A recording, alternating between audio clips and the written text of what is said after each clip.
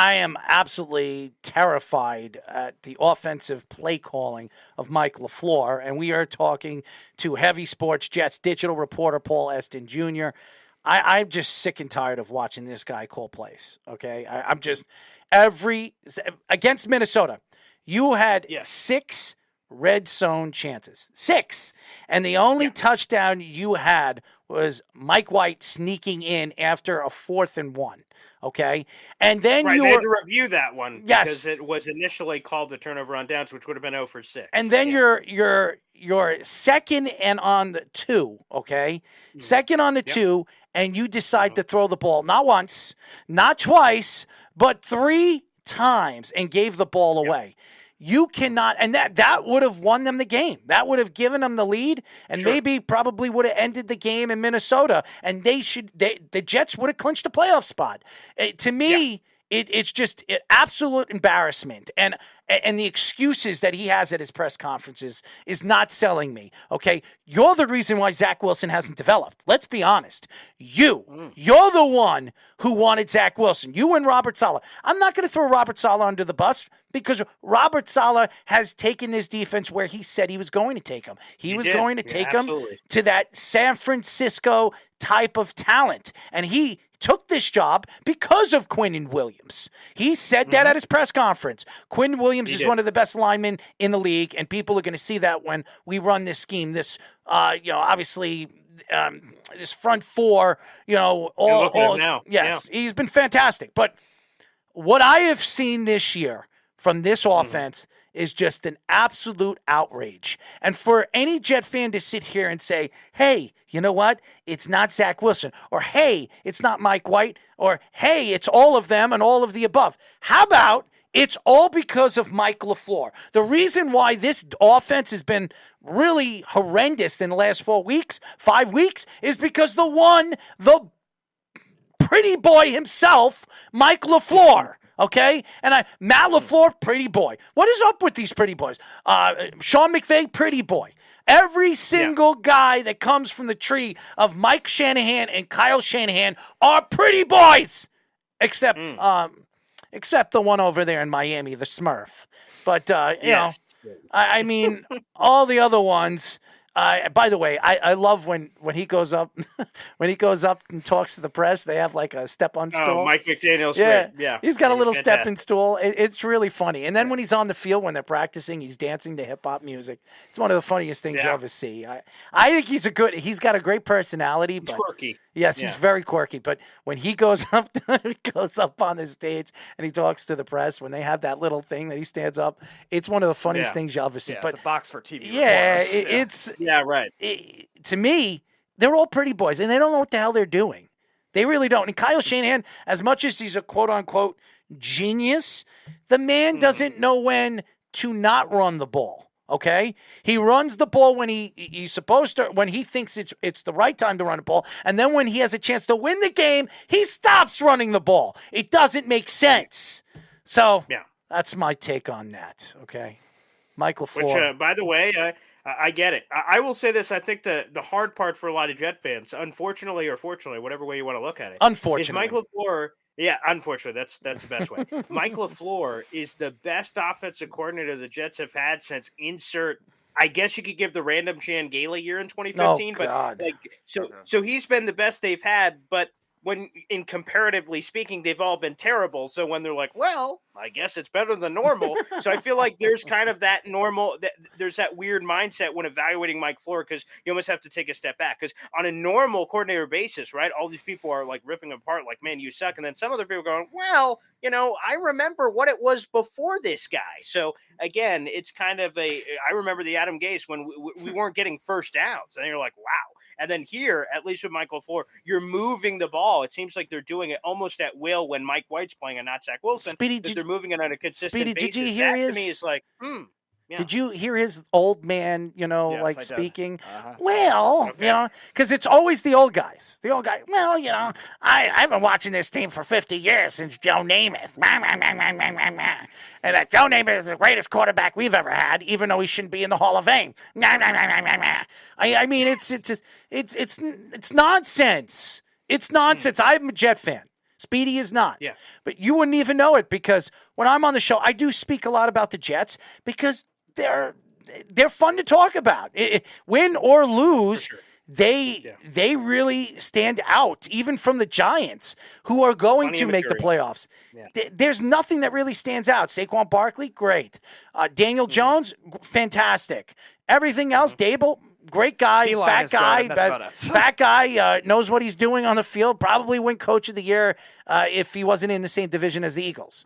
Who knows? I honestly, when you look at the Jets, there is just something about this team that if you don't laugh at it or you're not happy about it, you might as well make a joke about it. And that's what the Jets are. They've been a joke forever for everybody. The NFL. It's been a long time. It's been a long time. And by the way, Zach Wilson's mom, okay? She's a beautiful woman. Sure. Let's go there. Fantastic. Yeah. Beautiful woman. Okay, very beautiful. Sure. And her girlfriend who probably slept with Zach, beautiful too. Why are they love America speaking on social media? Why are they taking shots at the fans, the organization, New York fan base? To me, they're only throwing him under the bus more. They're making him look like a barter. Okay? And that's what they are. Right now, he is on every single dartboard in Long Island. Okay? His face is on every single dartboard here in every single bar because of his stupid mom. His mom should be keeping her mouth shut. She shouldn't be saying anything. I understand she's got all the money in the world. I understand her brother owns like JetBlue or whatever the hell they own. That's correct. Who cares? Okay. We all know about somebody that was drafted a couple of years ago from I don't know, from Arizona, who had a lot of money, should have played professional tennis, decided to go into the NFL as a quarterback, opened his mouth at the press conference, said that he's the best quarterback in this class, and the guy was practically let go after 1 year for another quarterback. And there was a cornerback drafted by the Giants that had a pretty vocal mother in himself, too. Eli Apple. That's also true. He's actually still in the NFL playing well. Oh, yeah, he is this Bengals, year. I'll give him credit. He's played well this year. I mean, maybe he's Finally, figured out. About time. Well, his mom's, making money all over social media. She wrote a book. Good for her. I mean, everybody deserves to make money, but it's an embarrassment, and she should be ashamed of herself. And if I was Zach Wilson, I'd be like, Mom, shut your mouth. You're making it worse. Well, we did see that. I can't remember if it was his rookie. I think it was his rookie year. So, obviously, his mom was a very loud personality, for lack of a better word, on social media before Zach was drafted number 2 overall. And there was this thing where I think he either admitted it at a press conference or it came out on social media. He basically went up to his mom and said, "Hey, Mom, can you cut the crap? You're doing all this Zach Wilson yelling about this and this, the fans organization, whatever. Can you please stop?"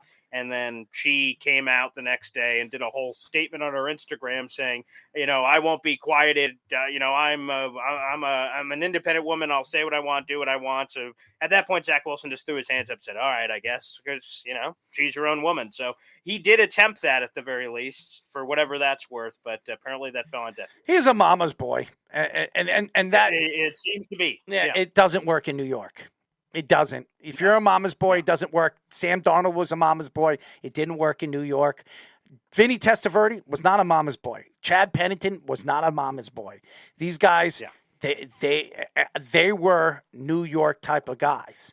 And I just think they need to find that guy, that quiet, edgy guy, Eli Manning type of guy. You know what I mean? Yeah, I thought that's what you were going to say. When you were going down, I'm like, Eli Manning? Yeah, Eli Manning, because say whatever you want about Eli, and he is a Hall of Famer because of what he did in the playoffs. He's 100% a Hall of Famer. But the guy, when it came to the big game, he found a way no matter what to win.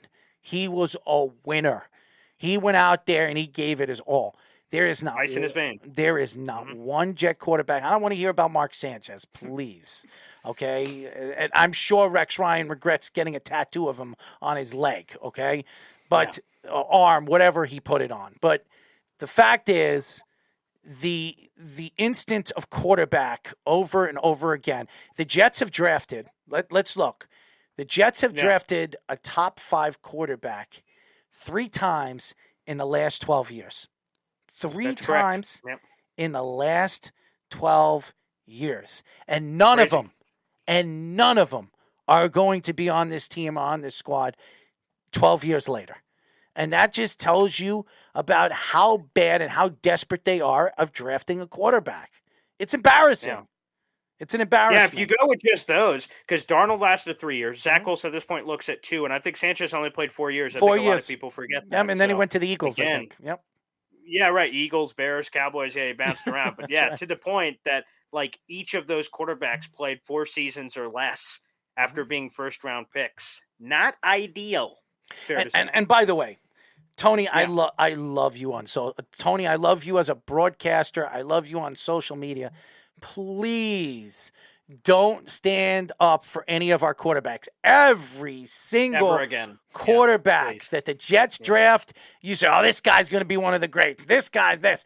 They never pan out when you open your damn mouth. Keep your 2 cents to yourself. You're jinxing us. There you go. If you want to blame a jinx, you can always blame Tony Romo. Tony Homo! Damn! You don't need any Cowboys bad juju in your organization. I love Tony Romo. I think he's a great broadcaster. I think he's fantastic. He really is. But for some reason, he jinxes the Jets. He really does. It's his fault. I'm going to blame him. Yeah, coal in his stocking, Santa. Coal in his stocking. That's right. He is all about the coal, baby. All about the coal. No gold, no platinum, no silver, and definitely no bronze, baby. Anyways, well, there's a reason. There's a reason why the Cowboys haven't beaten the Jets since 2007. Maybe it's Tony Romo. I'm just tired. Isn't that such a crazy stat? That's fantastic. Yeah. I love that stat every time it comes up. I'm about to throw up. I have a bucket right next to me. After the show, I'll throw up a couple of times and forget the name Tony Romo.